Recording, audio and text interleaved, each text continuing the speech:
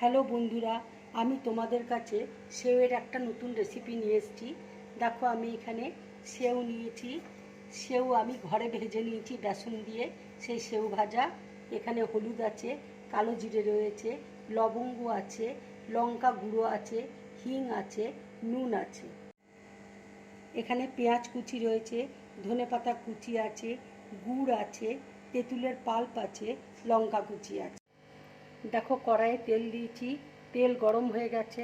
এবার আমি হিং ফোড়ন দিচ্ছি, কালো জিরে দিচ্ছি, লবঙ্গ দিচ্ছি। কালো জিরেটা দেখো ভাজা হয়ে গেছে। এবার আমি পেঁয়াজ কুচি দিয়ে দিচ্ছি। পেঁয়াজটা দেখো হালকা করে ভাজা হয়ে গেছে। এবার আমি হলুদ দিয়ে দিচ্ছি। এবার আমি লঙ্কা গুঁড়ো দিয়ে দিচ্ছি। অল্প অল্প একটু আমি জল দিয়ে দিচ্ছি।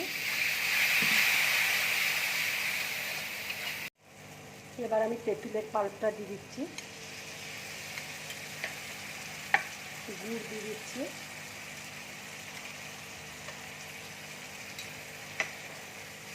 কাঁচা লঙ্কা কুচি দিয়ে দিচ্ছি। এবার আমি একটু জল দিয়ে দেবো।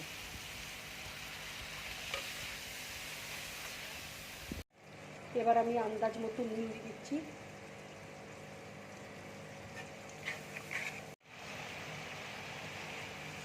এবার দেখো, আমি সেওটা দিয়ে দিচ্ছি।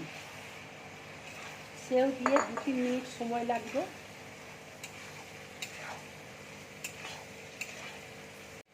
এবার দেখো, ধনেপাতা কুচি দিয়ে দিচ্ছি।